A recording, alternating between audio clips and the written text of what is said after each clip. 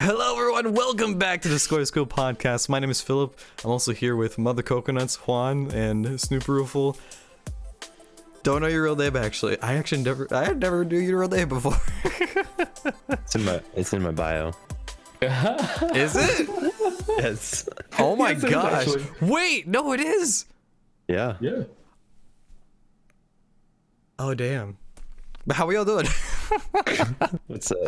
We're doing great, man. Thank you for having us.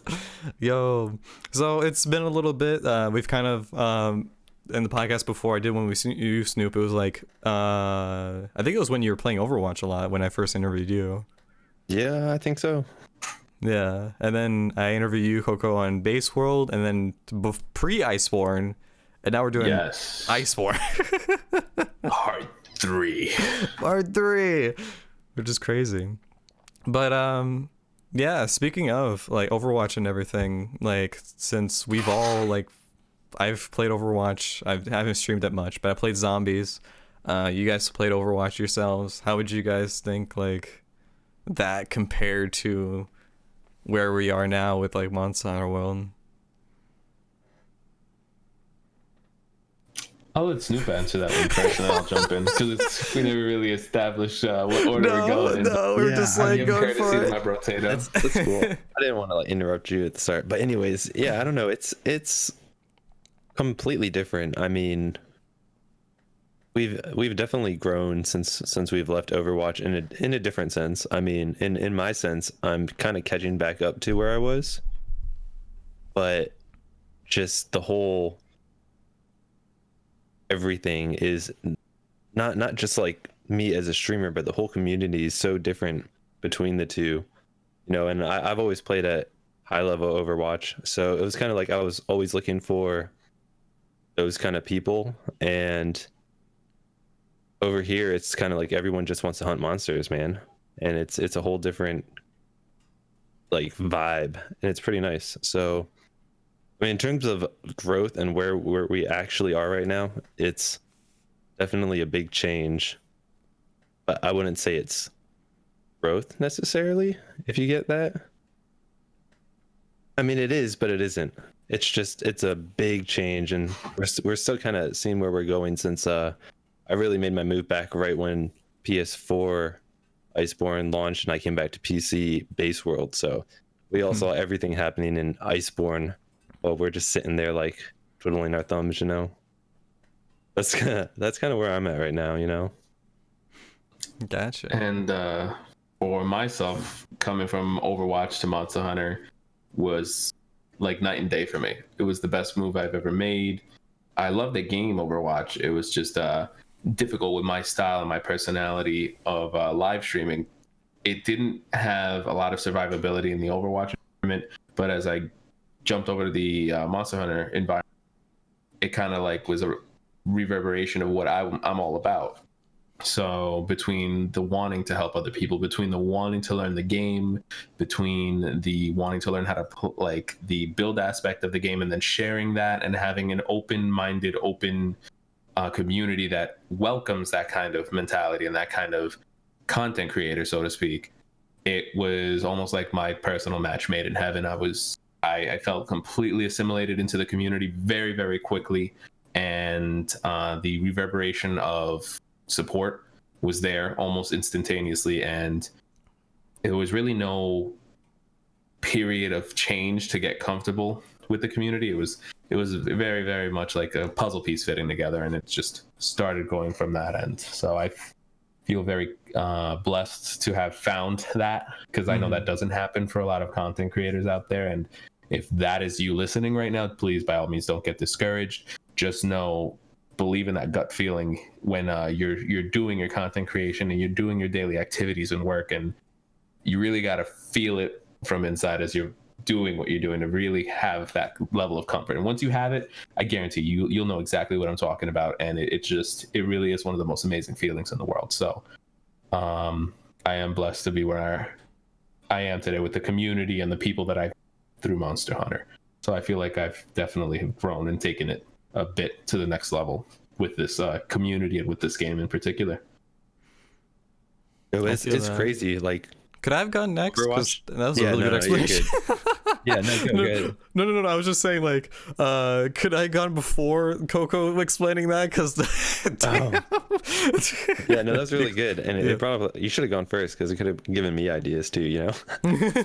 But yeah, I mean, just playing with viewers is such a drastic change too. Like I've never done that in anything, you know, because if you're GM top 500, you had to play within a 250 SR, and like for those who didn't play Overwatch, 250 SR is like a quarter, or I guess a half of a rank, depending what rank you are. And if you're in the top 1%, that means you have to be top 1% to play with the top 1%. And that means I don't play with people who watch me.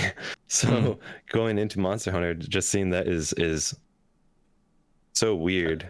That's a jarring change, actually. Yeah, it was. Yeah. The craziest thing is like people are like, hey, can I play? And I'm just like, well, yeah, let's fucking hunt.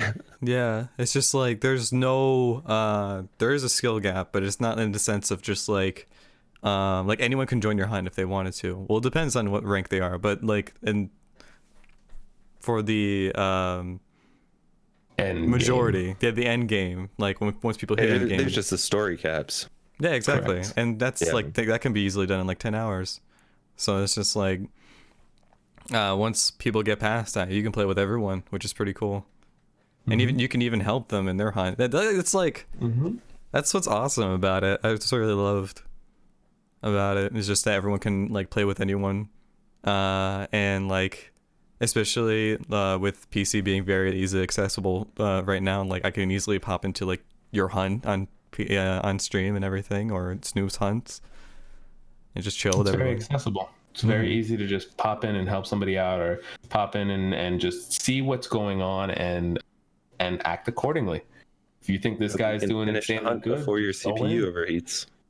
Yep. Yeah, for me it was like very night and day between like the zombies community and the Monster Hunter community, because it was just like it was a very like young and I'm trying to word this. It was it wasn't really like there was a lot of trolls, like so many trolls, and there like every stream I ended up having to ban like 1 or 2 people a stream for zombies, which is crazy. And like seeing that between Monster Hunter and that is like night and day. Between that, like everyone's a weeb and it's great. Whoa, easy now. Not everyone. That incorporation though. That incorporation. Everyone. That's a big word, brother. That's a big word. I'm sorry. Moko confirmed weeb.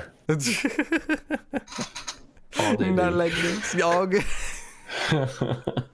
But definitely the transition was very difficult in the beginning as well, like switching between like one majority game to another majority game. That was a little bit difficult in the beginning, trying to figure things out, like what the game is and stuff, for me at least. I know you guys, I don't know if Snoopy, if you played another Monster Hunter game before World. Yeah, I was OG. I played PS2, PSP. I stopped when it started releasing on Nintendo. Just because I don't know, the controls on Nintendo just really drove me away from it. So GU having a pro controller support is amazing.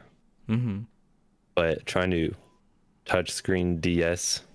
Yeah, I was gonna say the handheld market killed it for some people. Handheld was bad. You Like, can only claw so much. PSP was bad Just like- enough. I mean, but then you add the PSP was touchscreen rough. and oh my god. Yeah, that was a whole different animal. But we played Jeez. a ton of the PSP one. Like my brothers and I, Yep. we were like kids and we were playing PSP. Was that was there great. only a I Japanese came version? from- No, there's a English They're version. American import. Oh really? Oh okay. Because like the videos I've seen, there was of people just getting the Japanese version. I guess it's just to get early access to it. The only one I had to fandangle my way into with the PlayStation Portable was, I believe, Monster Hunter 3rd on the PSP. That's Oh. the only one that I had to like get a couple of things fixed on the PSP, try not to brick it, and be able to homebrews and stuff to get that one working. So that was actually one of the very few handle titles that, or the different style titles that came out for other consoles that I was able to get on that, and that's why I've been able to keep up so much with the Monster Hunter community. I had, like Snooperoofle actually, I started myself in the OG Monster Hunter on PS2 back in 2004, and I've been sticking with the series throughout the whole Sony life cycle. Once it moved over to Nintendo, I did keep up with the game, but unfortunately I wasn't able to play as much of it as I wanted to. But other than like my friends' houses and things like that, so it's very, very small windows of opportunities there, but still didn't affect me at all. I kept it in my heart, and then when I heard it came back to Sony with PlayStation's reveal of Monster Hunter World, damn, I went apeshit. Yeah, I definitely went apeshit. It was very, very well received on my end. Hell yeah. And like you actually got your Switch gifted from your community, I think. Well, in a sense. Correct. They pooled together and they actually wanted me to jump on GU so bad. We got the Switch, we got the game, we got the setup, I got the capture card, the PC to run it all. It was all through the love and support of the Monster Hunter community in general. And to this day, I'm very humbled, and I'm still very thankful for everything that they did for me to get to where I am today, and then some. Nice. Yeah, once things settle with like Monster Hunter World, where it's at right now, it's not gonna settle for a while. But once things like kind of settle for a little bit, I'll probably put on some GU, because I play through the game, but I kind of like steamrolled through it, and then just got help from viewers and just kind of just went through it and never really fully enjoyed it. So I think I'm gonna, like, once things settle, I think I'll start off a new character and just kind of figure things out. Sounds like a great way to do it. I think I have over 100 hours in story alone in GU. That doesn't even include any of the Palico quests, because I don't like playing as Palico. So completing story took just over 100 hours before I even started touching, like, even before I was HR2, basically, because story doesn't add to your HR. But yeah, HR1 with over 100 hours in GU. Yeah, that's what I'm probably gonna do. That's awesome. There's so much in GU, it's crazy. Yeah, Capcom should have picked up from that, leaving events in instead of rotating. And pick whatever events you want, whenever you want. They have so many events because of that. Yeah, there's They have a lot of events in World. The rotation. Yeah, even but before Iceborne, there wasn't that many. But yeah, like now, like there's a lot. During like, Appreciation Festival and things like that, they make everything available, so you have a pretty decent list, actually. Yeah, it's like 5 pages. That's just master rank. Then you have like high rank and low rank too, so you have pages of those too. The different sections. It's pretty big, actually. It's getting there. It's definitely getting there. It's gonna be, I don't know if it'll be as large as the capacity of GU, but it's for sure getting there. I wonder if they're gonna continuously update it after this schedule. I'm sure there'll be something in the works. Either another game, or I don't know, adding another 5. expansion with Clutch Claw seems interesting. Just because Clutch Claw is such a love or hate, it seems, you know? So pushing another expansion with Clutch Claw, I feel like is a risky move, but I don't know. We'll see. I want to see if they make a World 2 and then still implement Clutch Claw. Do they do that by numbers, or do they do different names? Because they have Generations Ultimate. Oh, that's a G rank version. There's like Freedom Unite 2, and then there's like Portable Second, Portable Third, and then there's Generations and then Generations Ultimate, but that's the same game with extended G rank. So they might do something for PlayStation 5 sometime then. Or maybe not. You never know, because like they took between World and the previous game, there was a while, right? Well, what I'm there's a release every year. Really? Whether it's a G rank release or just another base game release, there's always a Monster Hunter every year. We got Iceborne, and then last year was GU, and the year before that was World. So maybe another non-PlayStation game, since we got Iceborne just now. We might get another Switch one, I'm thinking. GU got about it. released as a G rank. Monster The Hunter Stories Monster might be Hunter released. Festa is around the corner, so maybe after They Monster might Hunter announce. Festa they will announce. Who knows? That's speculation. Speculation. Yeah, that'd be pretty cool. Then they might, I'm imagining that they might release Monster Hunter Stories for the Switch. Maybe I'd be down for that. I would 100% be down for that. Actually, I have the mobile version. I didn't get too far into it. I enjoyed it. It's just small screen, so Small. hopefully Yeah. if it comes out on another console. Other than I wasn't a big fan of Stories. I thought it looked really iffy, so I don't know if I'd be Yeah. into that. Well, I mean, I just meant in general for like Monster Hunter content. It'd be pretty cool Yeah. to just have, not in a sense of like competing with World, but just in the sense of having another game out there. It'd be pretty cool to explore. Mhm. That'd be really cool. And damn,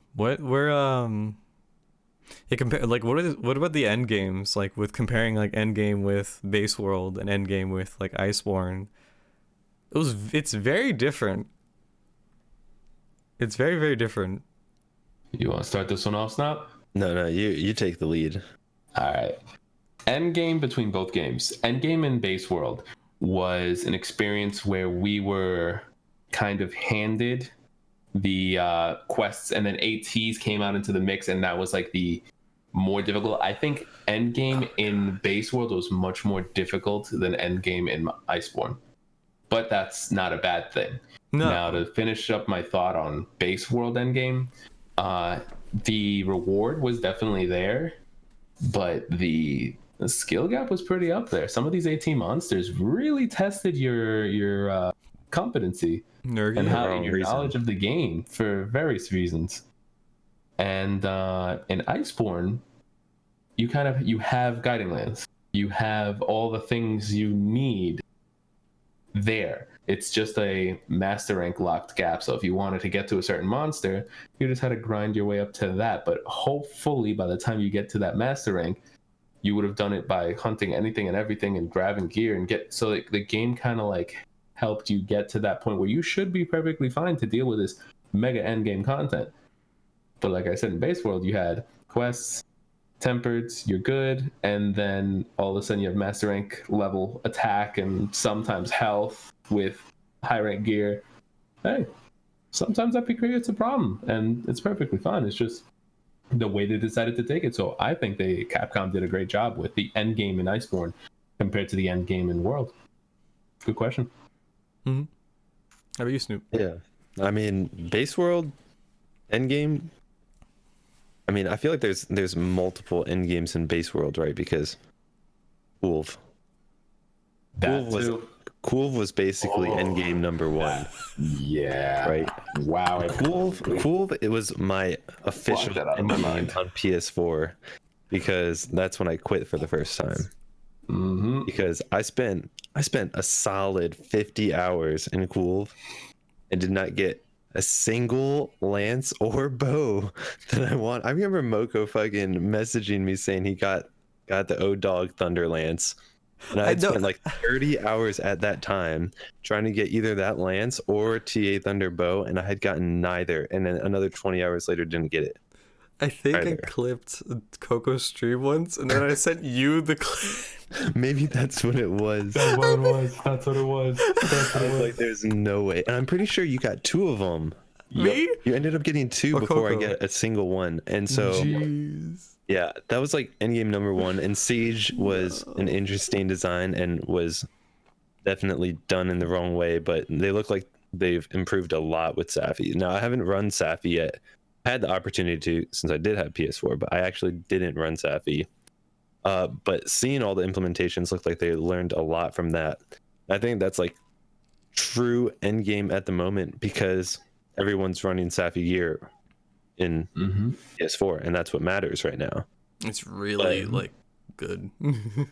Guiding Lands, I think, was a huge opportunity, right? Because in Base World, all the time when I was in Base World, even on PC or PS4, we were like, what do we want to hunt next? Like, I don't know what I want to hunt next.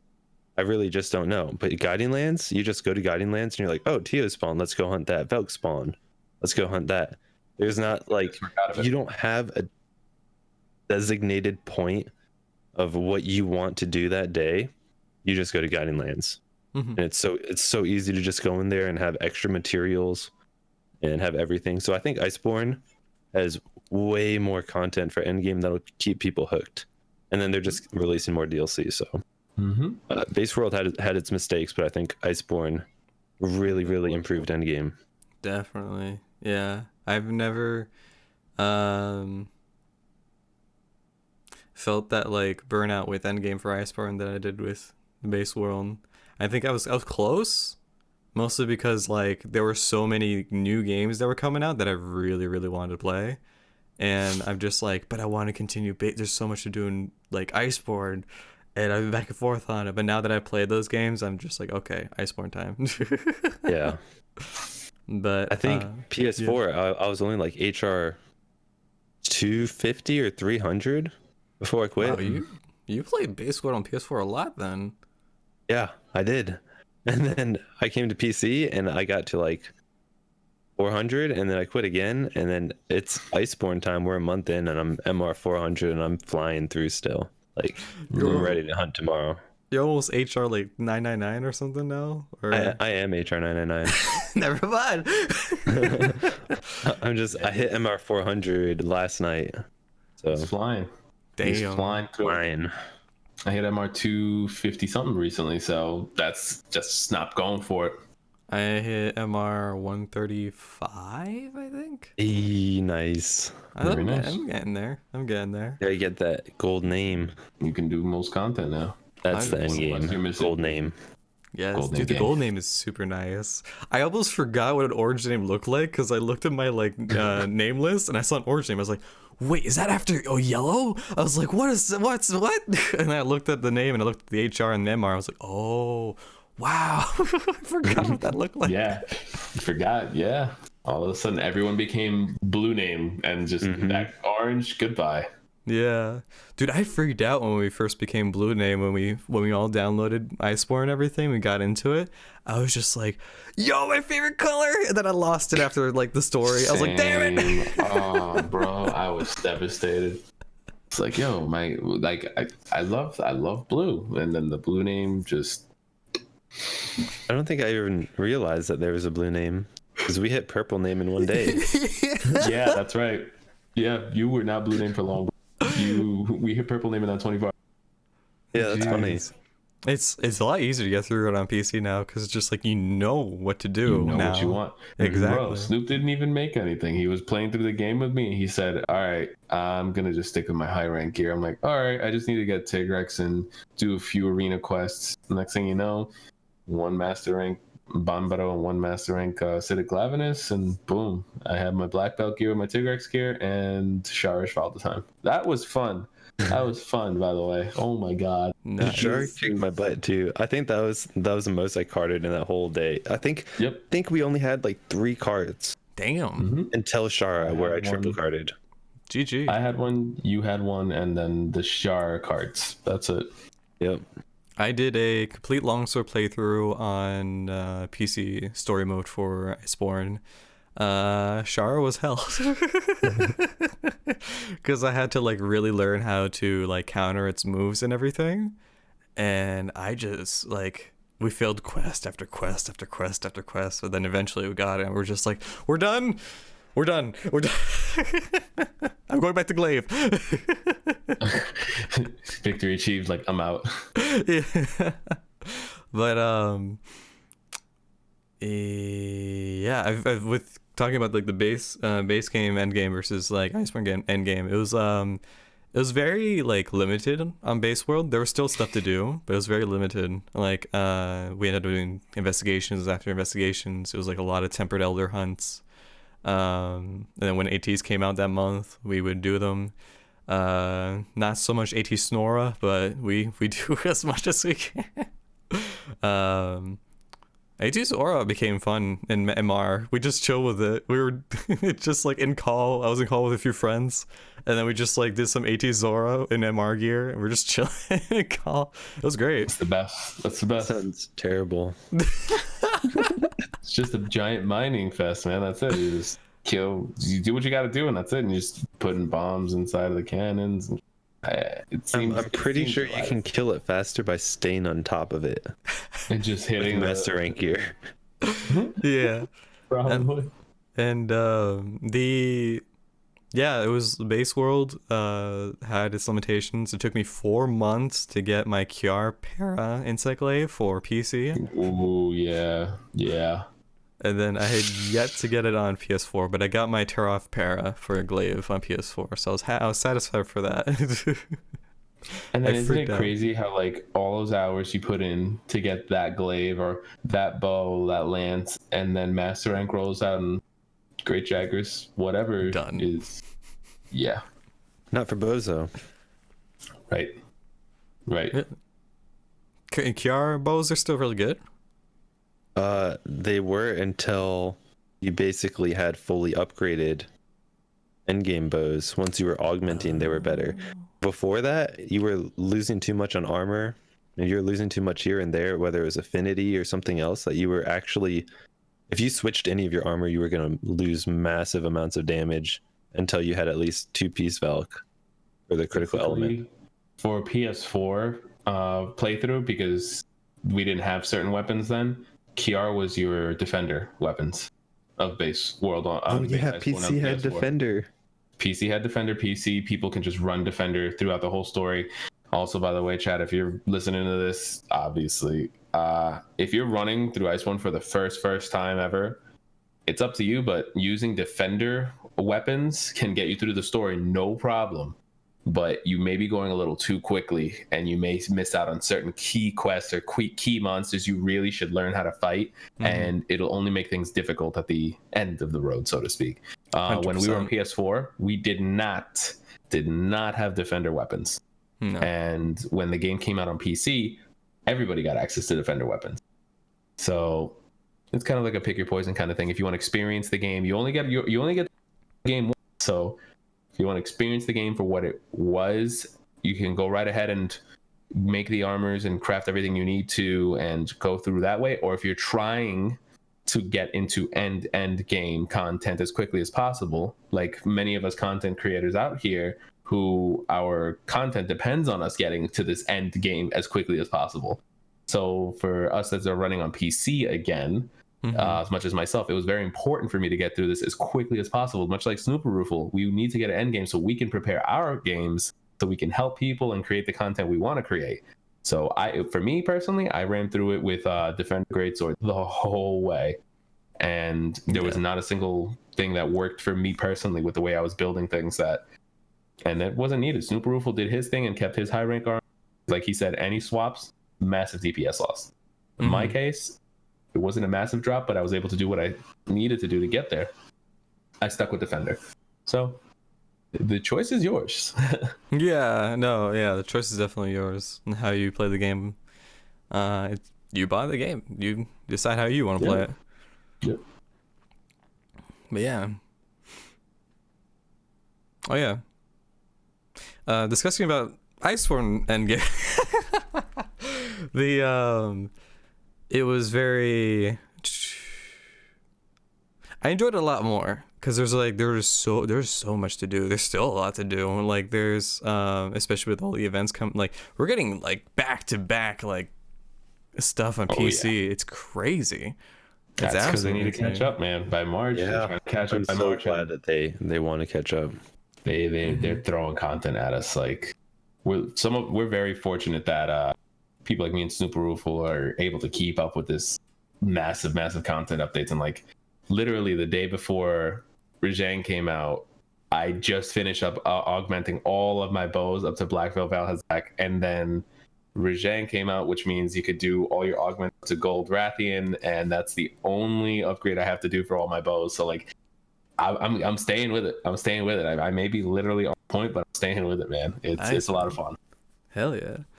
And there's a lot to do. Like there's 2 different ways of doing endgame, which is pretty awesome. Technically, they both correspond with each other. Like with Guiding Lands, like you need to do stuff there in order to augment your equipment and everything. But essentially, if you look at it, there's 2 different ways of doing endgame, which is pretty darn cool. You can still do it like how you did in base world, go investigations, hunt different monsters, or you can go to the Gaia-lands, endlessly hunt monsters, which I think is a really, really cool concept. It's good to have the options, actually. There's a lot of different types of player releases out there. It's nice to have those options. We're a very welcome addition to the Monster Hunter franchise. 100%. Yeah. Since we were discussing like AT monsters before, like, we're probably. Do you think they're gonna do AT all Master Rank Elders, or? If they put an AT Val with tick damage again, I'm probably gonna check my computer out the window. AT Kushala Deora, Master Rank. Oh my God. Never touches the ground. Never touches the ground. Endless tornadoes. Crashes your computer from all the tornadoes. If you looked at some of the weapons in the game, you're gonna notice that they have certain spots available still, like your rank 11s and that. And although we haven't really received anything through the Twitter posts on here in our side of the pond, so to speak, but everything that has been pointing out on others have speculated certain things called Awoken monsters. It's kind of like a red aura around them, and it could be any monster. That is very different, which opens a whole slew of different type of possibilities. Yeah. And it could end up doing something along the lines of SAFI JIIVA Awakenings kind of thing for other weapons. We don't know. Wait, I thought you were talking about AT. You're talking about like like these are different. Awoken monsters. That's so a big theory going around. that is not the real AT thing, but that's the next best thing, quote unquote, or for lack of a better term, like what people would prefer. That's the speculation that's been going around, actually, which is it's a very interesting concept. I'm welcome to it. I really don't know much more other than that. That's a kind of like a reddish aurora around it. It could be any monster, and they're considered an Awoken version. I don't know what the criteria is to have these monsters appear, or vice versa. So it's a pretty interesting theory, and I think it would bring a different light into Endgame and wanting to see certain monsters. All of a sudden, instead of everybody grasping at straws of how many monsters they can fight, because that's what ATs were, now the whole spectrum is available to you with this idea of Awoken monster. So I think they may be onto something. If the speculation is true, they may be onto something huge. Awoken Dodo. Awoken Dodo. Oh my God. Only monster that never die. Jeez. Oh my God. That would be amazing. That would be really interesting though, because right now all we're seeing right now is SAFI weapons. That's all we're seeing right now. Everyone's using a SAFI weapon. So I'm wondering if they're going to be system. Yeah. So I wonder if they're going to be doing something to implement towards Awoken monsters, and then you'll be able to see other weapons as well. Capcom, we got ideas. Come on, hit up your boy Coco. But then you're questioning Siege, right? Yeah. Well, I mean, what if you need spend all this Draculite? time on Siege? So, yeah, that's another thing. I'm pretty sure there's a hidden file for extended Draculite. I forgot what they called it, but you know how there's like Mega Dash juice in base like piles? 100. Yeah. Yeah, there's a bunch of items in like the game that aren't in the game. Data mining. And there's Draculite that is unavailable in those files. So I think it was called Pure Draculite. Yeah, maybe it was. It was 100. It was worth like 100. Dude, what's happening in Monster Hunter, man? There's so much we there's don't that know. opportunity too. There's got to be even further upgrades. The power creep is so real. And like the term Awoken and Awoken monsters, this fits very well with the SAFI JIIVA speculation that we got going on, because SAFI JIIVA is the Awoken monster. You awaken the weapons into their true final form. So now throw whatever's going on with SAFI onto regular monsters and have them have their Awoken forms. All of a sudden, all their weapons are going to have variations, or like the Draculite can go towards this. And maybe when you take those, and this is all theory, folks, but maybe when you take those weapons, those regular, like if I had a Puke hammer and then I got an Awoken Puke and I awoke that hammer, I take it on a SAFI run, that experience boost you get from using a SAFI weapon there, all of a sudden happens on your regular Awoken Puke hammer, thus validating the need to continue hunting SAFI JIIVA. So there's a lot of ways that this story can be spun. So this is very, very this is a really cool fucking talk when it comes to this stuff, because like I'm always hyped for new material. I'm always hyped for the next thing. And even though I personally don't play meta style weapons, I'm a 14 weapon healer main. I wanna know. I need to understand. In order for me to do my healer job better, I need to understand what the strongest or what the best combination, what the most comfortable combination of materials and armors are out there. Yeah, because healer weapon sets are a lot different from like other DPS sets, because you have to sacrifice some DPS to be able to put in for healing. So I wonder if this will allow you to put in more like healing on yourself, but also deal more damage as well at the same time. Hey, that's the goal, baby. I run max wide range, max speed eating, and max free meal, and I'm still aiming to try to hit 100 per arrow on the bow, for example. The highest I can get to right now is about 80. Hey, I'm hitting 80s per arrow with dragon damage. It's getting there. The caps are gonna be moving. I'm trying. I'm trying to pull my weight while still healing.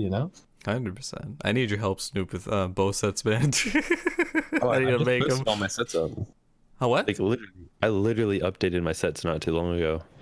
Oh shit! Yeah. There's 20 builds, 5 elements, 4 different types of builds. Vit 3 builds. So you got your comfiness with Geo 1, Fortify for guiding lands. Then there's no Vit 3. Then there's meta builds, and then there is Con 3 builds for less stamina usage. So that's what I have up right now. And then people in my community have also built a ton of builds for things like going into the game and transitional sets and comfier sets, things like Nami and Vel combinations, which open up more slots for other things instead of running true crit element. And then, I mean, it also looks pretty good too. Velk armor and Nami looks awesome. Dude, yeah, you don't want to run Silos on everything. The Splatoon of World. Yes. It looks so good. I saw it, my mind went straight to Splatoon. I was just like, never played the game, but I want to now. Yeah. It looks so good. Dude, like the difference between the male and female armor is like crazy. There's a lot of female armor that looks really good, and there's a lot of male armor that looks really good. The male Nami reminded me of Undertale, like Sans. Yes. Yes. Yeah. Oh, the eyes. Yep, it was a great touch. I was like, wow, if I didn't put on this Wiggler head 2 years ago and kept on to it like the Mandalorian of Wiggler, that might be a helmet I'd be wearing. But no. Yeah, it's a super cool helmet. Yeah. Still wearing this helmet to this day.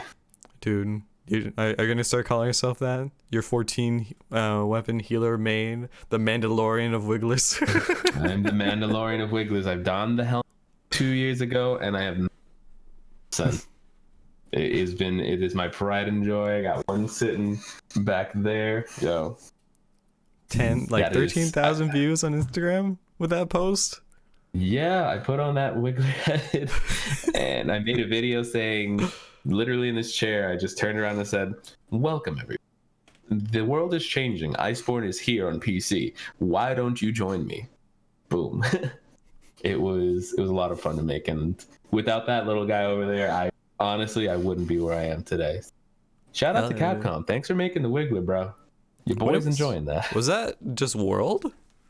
Yeah. The closest thing we got to that was kind of like an Aptonoth head in older Monster Hunters. It was really funny. It looks like ancient old Wiggler. So if I'm rocking GU, I'll try to get the layer to that. That's fun. Damn. But it's very, very different. Wiggler, worlding up, baby. Mm-hmm. Nice, dude. Oh gosh. So speaking of like Awoken and new content, Raging Baraki and Furious Rajang, I think that's what they're called. Dude, I'm ready. Yikes. I'm ready for it. Big yikes. The Wiggler Nation is not scared of this. Come on. My yikes isn't fear yikes. Oh my god. First reaction to Raging Bracky was like when he did his barrage of bombs and everything. The first thing I said was like, "Can you not? Like, can you just stop?"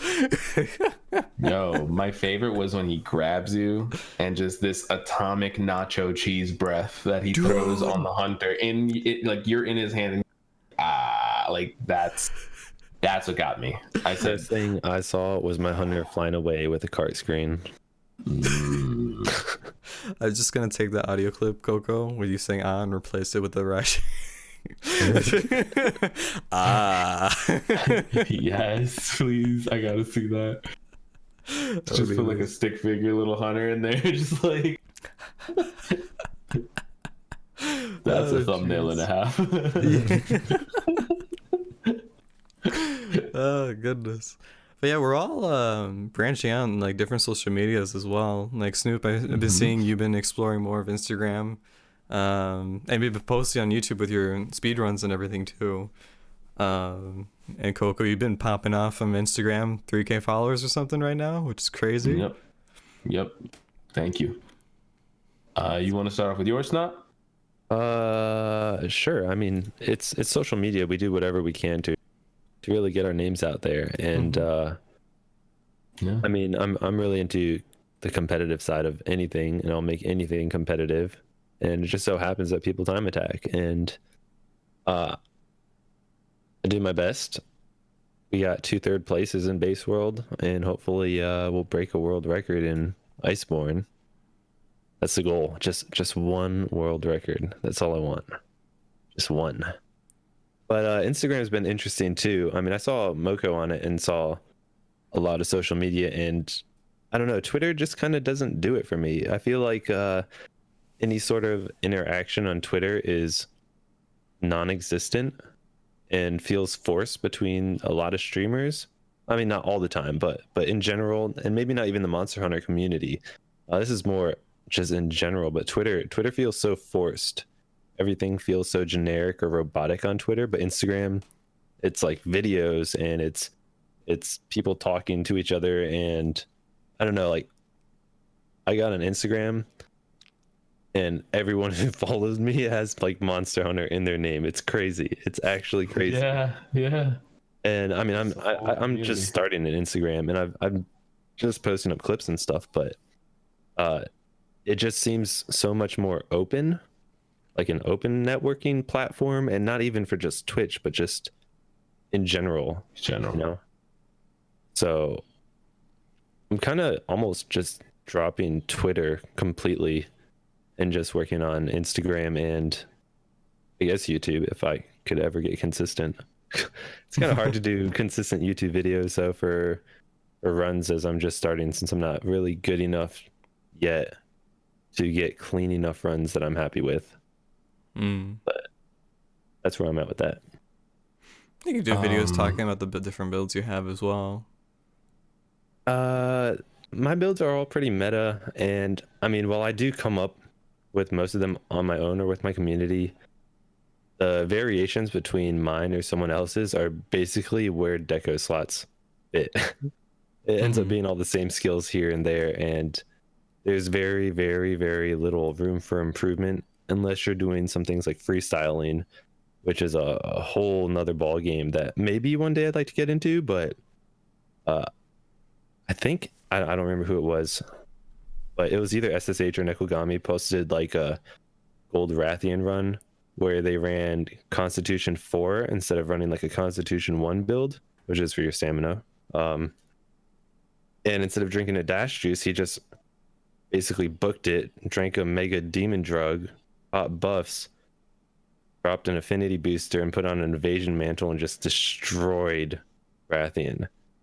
Like, everyone drinks dash juices. It's like part of running, and all of a sudden this one guy breaks out a Con 4 build and doesn't drink a dash juice to get a faster time, and drops all his affinity out of his build and puts evasion mantle on for the boost and drops an affinity booster to stay at like 90 to 100% affinity, and you're just like, whoa. Blue minds. That's when you can talk about your build for a speed run. But if you're just doing TA wiki rules like I am, there isn't much room for play. Gotcha. Really. Because it's already there, pretty much. The build's already Yeah. set. Right. Mm-hmm. It's just user input at that point. Yeah, exactly. I saw Damn. that and I was like, this is mind blowing. Mm-hmm. I definitely feel like Instagram is a lot more community driven. Like you've had the most experience in it. Like I've touched with it. Like I've been trying to. I haven't done it recently because there's a video that took me forever to edit.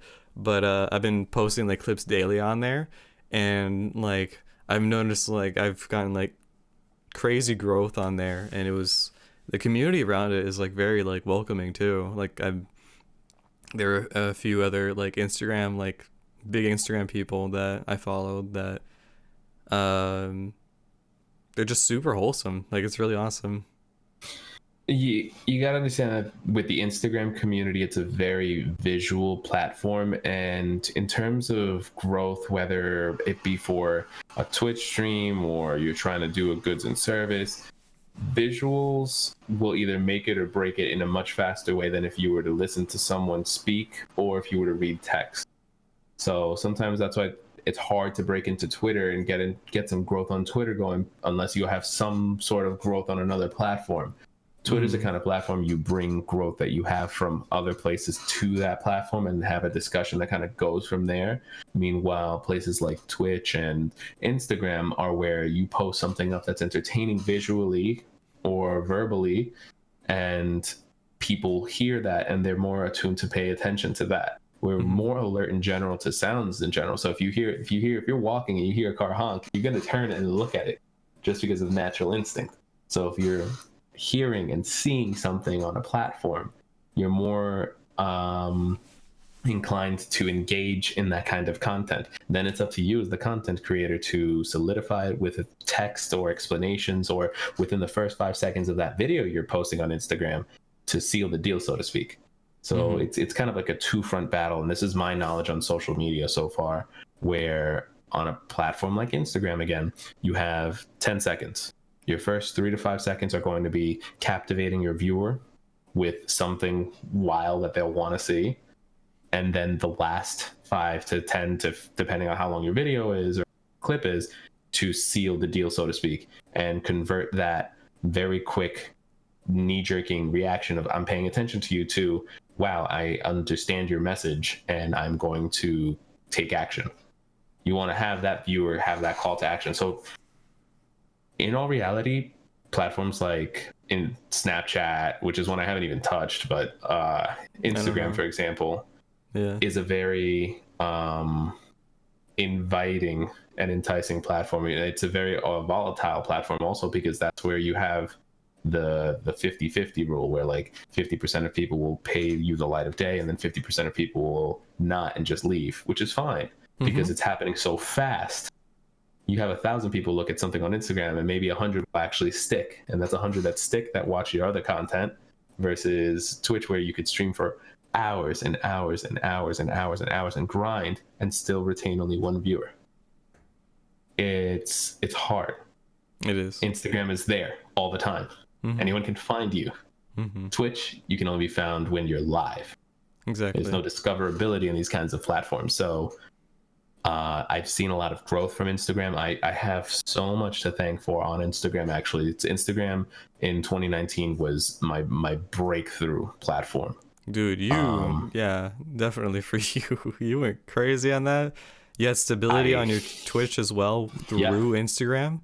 Instagram, people would join in and say, hey, I came from the Instagram. I listened to what you said. I saw your video. I thought it was cool. You told me to click on the link in the Instagram bio. That was very clean. It took me to Twitch. It took me to your other stores. You took me to your build section. I have everything listed out on my Instagram. Like, I made sure everything was clean and the bow was tied. So then that way, yes, it's more work, but at the end of the day, there's more value in that time spent doing that. Oh, definitely. 100%. That's what I'm trying to think to about it like that. They're micro videos. You're going to find a lot more happiness in doing that kind of work. Exactly. I've been trying to like figure it out too. Like with Instagram, I've been trying like, how can I grab the viewer's attention like immediately? I've been trying to like, I've been changing since when you look at videos, when you scroll through Instagram, they are zoomed in when you look into like a normal video, like when you just scroll through.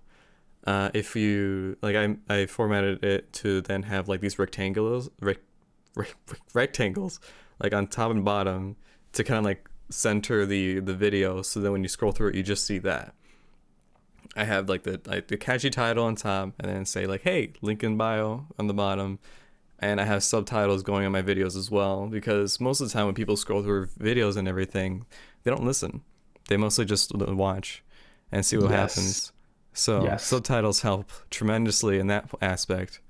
And that's huge, which is why when I put that Wiggler head on, I literally had that be the first thing you see, and I see a man turning in a chair. He's wearing a Wiggler head. People just, that was it. Their attention was got. Whatever I said after that, that's why that video was my most successful video. Exactly. It's 100. You nailed it. Yeah. So it's, yeah. So basically, I guess that could be like a tip for everyone else as well. Like if you want to know how to use like Instagram or other social platforms as well, like try and grab the viewer's attention like immediately. Trying to like show them what you have. If you're doing a video, like try to think of a way to grab their attention, especially with like Instagram. I noticed like the first second the video is the thumbnail of that Instagram post. Mm-hmm. So think about that, I guess. You can also edit the cover to anything else in the video. Oh, you can? You can change the cover. Yes. Mm-hmm. There's a bottom on the bottom right when you're posting a video in particular. So let's say you post a video and it's black screen for like the first second. So instead of accepting defeat and having that black screen be your thumbnail, you hit cover on the bottom right, and you actually get to select any second in the video to be your cover for the video. I know what I'm doing later. Damn, that's man, cool. No worries, bro. No worries. Damn. Okay. That's cool. But yeah, that's essentially with Instagram.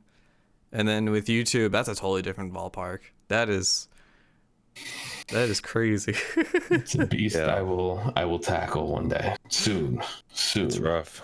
Mm-hmm. Basically, it's a matter of like, especially with like new content, like for like when you first encounter a monster for the first time, that and nobody has really seen it, like posting that video or something like that first is like really important. Like that's key, because then your video will blow up and people will be like, oh, what's this other stuff, and just then like unsubscribe. But basically, like whatever platform you are on, never shut up about the other. Like if you're on Instagram, talk about YouTube, Twitch. If you're on YouTube, talk about Twitch, Instagram. If you're on Twitch, continuously talk about other platforms. Create your own network, man. That's it. Mm-hmm. That's how you do beginner social media. Afterwards, not sure yet. We're still figuring that out. Yeah. After that is luck. Yeah. That's a huge part in it, dude. Yeah. Yeah. But yeah, it's good. I think this is a good place to lead off to, like, comparison now to when we first started. If it's alright if I start off, or if you guys want to start off. Go ahead, bro. Go ahead. I had no idea what I was doing. It was like, no, like it's okay too. Like if you get into this knowing what you're doing, like hats off to you. I'm like, that's awesome. Like I had no idea. Like I was just posting up videos just to post videos because I had fun doing it and making the content. And also that's very important too. Make what you want to make. Make what you love doing, because that's gonna be super important for you later on. And but basically I had no idea what I was doing. I didn't really figure it out until like 2019 when I was just like, you know what, I'm gonna make Monster Hunter content and tackle on different things that I never really see and just see how it goes. And then like with like I never really, like when I first viewed Instagram, when you're saying like, oh, I'm gonna tackle Instagram, it's gonna be huge, and I'm like, nah, it can't be. That's meant for like really cool photos or something like that, and then I saw you had like over 1,000+ followers. I'm just like, wait. Something changed. So I definitely think right now, definitely I'm in a lot better place. I'm adjusting to doing YouTube more myself, so it's a little. I'm trying to. I'm growing different platforms and trying to build up everything. I myself with my startup, zero idea what I was doing. No social media experience. I had no following on any other platform. It was just literally your boy Coco and a camera and no Dark LED Souls. lights and Dark Souls. That was my startup. And bro, I have learned so much to the point where I am now. And I know for a fact I am not done learning. No, we're all still learning.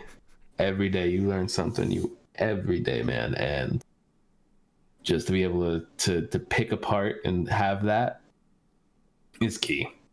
Like, you talk to someone, they say all they need to say two, something clicks in your head and you're like, oh damn, I didn't think about this before. Or like when you said, Skoj, when I came up to you and I said I'm gonna jump on Instagram, like it literally was like a spark. I remember the first photo I posted up, it was just like a picture of elder dragons from Base World.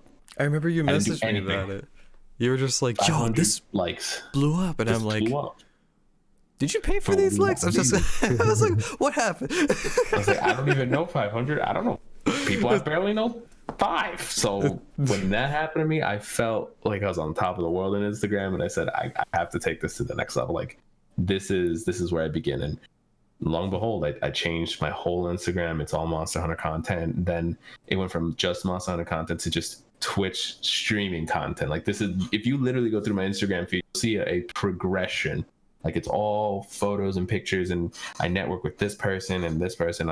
I'd like to give you credit. I appreciate your art. I'll throw you in the story and this and that. And we started to talk to each other. Like, there's like literal hundreds of DMs of just like people talking to each other. And it's such an open and inviting and network friendly program.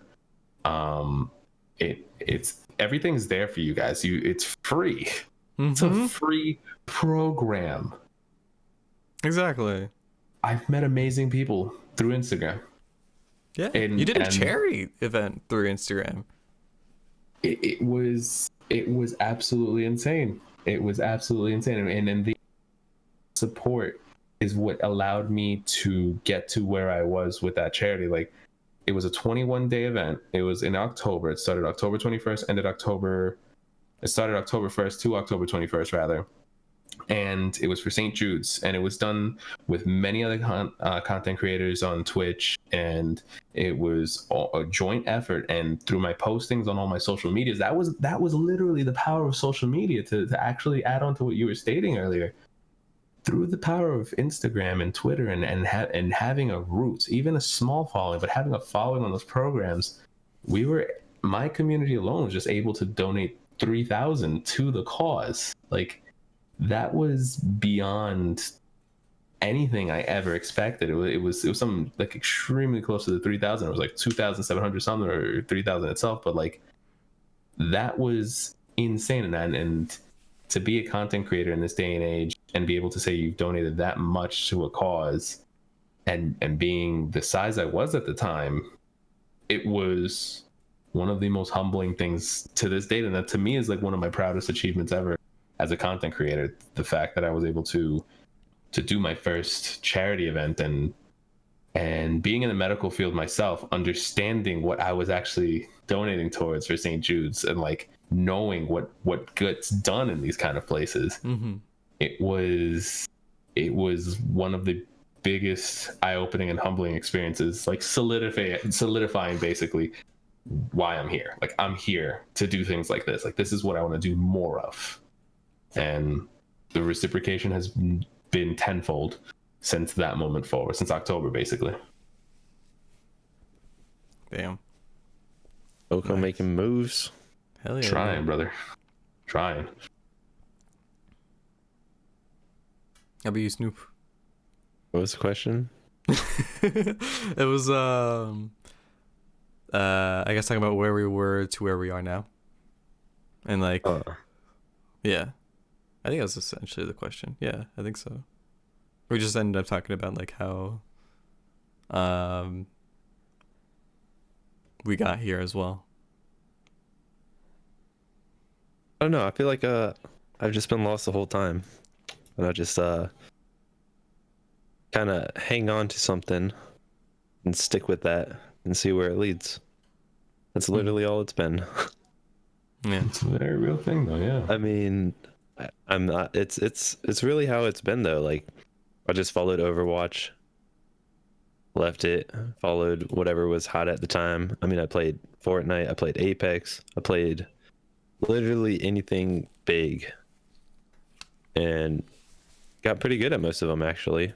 Hell yeah. I've seen you pop off in Overwatch and Apex, man. Like I was just like, damn. But it never really led anywhere. So I'm still on the searching path, and I mean, it's Monster Hunter has been pretty comfy, and I'll probably stick for at least a little while. But I kind of think that there's no end game to streaming, right? So to have a defining starting point is the only thing that exists, but to have a defining where I'm at now, I feel like it's too hard to compare, because it's like literally 0 to where do you put yourself now? How do you scale yourself? What's the actual scale for where you put yourself now? I feel like there isn't a way to scale yourself, because everyone's so different and unique and has their own way of playing, their own way of streaming, their own way of social media, that It's like a fingerprint to yourself. yeah. Honestly. Yeah. So I think it's like almost too hard to define where I'm at now. Mm-hmm. If that's a answer. 100%. I mean, I can understand that completely. Like I think I was in that position for a while too, when I was before like really getting into Monster Hunter. Like I had no idea what I was doing for the longest time. I didn't know. And yeah, I feel like you get it. It seems like you're starting to understand it too. Like I've been seeing you on posting different stuff everywhere, and I think you're getting there. You're on the right track. Yeah, we'll see. I think you'll get it, man. Yeah, I mean, it's just so different between each community to see. I mean, Yes. if we even compare Overwatch to Monster Hunter, whether it's as a game or as like a content creator, Overwatch has hundreds of thousands of viewers watching an Overwatch league, and I'm pretty sure we have streamers on Twitch who stream for more viewers than Capcom will ever dream of seeing. And I think that alone is a huge part of like defining where you are in the game that you're playing at that time. And so if I was like, just for example, a 20 viewer streamer in Overwatch, that's still like the bottom of the barrel. Yeah. But a 20 viewer in Monster Hunter is like, hey man, you're actually getting somewhere. I mean, it's somewhere, but in Overwatch you're scrolling down for 3 hours before you hit 20 viewers. I mean, at least it was when I initially started playing it. So, I mean, we're just going where we can, I guess. Mm-hmm. I feel like that's one of the big things too, like why a lot of people compare themselves to each other when live streaming on Twitch. Like, oh, this person's doing a lot better than I am, so on and so forth. Everyone, it's something I'm still getting through as well. Like everyone goes through everything at their own pace. Yeah. And you just gotta maybe even like sit back, think about like what you're doing and what they're doing, how they're bringing out their content, and then just try to explore it and make it better, or yeah.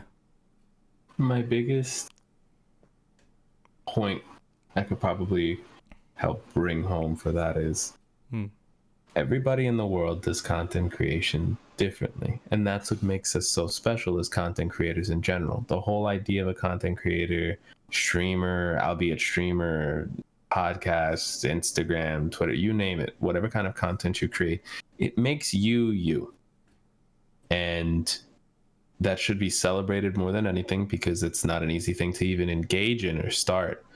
Now, comparing yourself is a very harsh and dangerous road to go down. It really is. Because there's always someone who's doing things differently than you. Like Snop was saying before, it's like a fingerprint. That's just what they're doing, and it's working for them. And don't beat yourself up over it. Every second you spend comparing yourself to someone else and feeling down about yourself is a second you could have spent improving. That's 100% the way that I'll put that now. And to anyone else that's listening, other future content creators out there, don't worry about it. Work, collaborate, network. And those are things that you can spend your time doing instead of getting down on yourself. And sometimes you have to look at those numbers and you have to see those kind of things. Very hard internal conversations and struggles you need to have with yourself at times, sometimes even on a daily basis. But it's important that you realize that you are yourself. You're doing the damn best that you can, and you're trying to figure it out. Ask questions. Knowledge and strength in yourself and believing in yourself and what you're doing is what is going to drive you to get to where you need to get. Sometimes you have to look a little deeper. Yeah. Be yourself, man. You good. I was scared about like talking about anime on like recordings and videos for the longest time, and now I'm just like, you know what? I'm exposing myself. Dude, fucking love it. Go for it. It's these are things that you do because you, and I'm so sorry that like that had to be even a thought in your mind, brother. That like you wanted to do this and you held yourself back because of the lash outs and the way that you think receptions and thought process about yourself will be made. I'm glad you did it. That's the kind of stuff that you should be doing. That's why like many of us do or sometimes don't do things. Like I like to bring it home. It's just very refreshing and very good to see a content creator such as yourself, Skoy, go out there and generate the content you want. Because when you do that, your passion shows. And when your passion shows and you put your heart on your sleeve and you put yourself out there, other people who resonate and reverberate with that content will let themselves be known. That's how you grow. That's called a natural viewer. That's the type of person that sees you for who you are and says, I like that. I want to know that more about it. I want to be involved. And that's a call to action. That's the most natural and that's the best kind of call to action you could ever have as a content creator. You generate content that really speaks home to you. And again, kudos to you, Skoy, for taking that step out. And we live in a world where it's very easy to scrutinize someone and tell them you're doing it wrong. We don't see enough people saying you're doing it right. And you know what? If you love what you're doing and you see where you're going is something that you're successful and happy with, kudos to you, because there's absolutely no one on this planet that could say they're doing what you're doing except for you. Think about it like that. Hell yeah. Thank you. Man, my pleasure. That really does mean a lot. My pleasure. Thank you. Deep shit, bro. Yeah, Deep shit. I was just like, I don't know what to say right now. Need more toxic. Be more toxic. Need more toxic. Unga bunga. Unga bunga.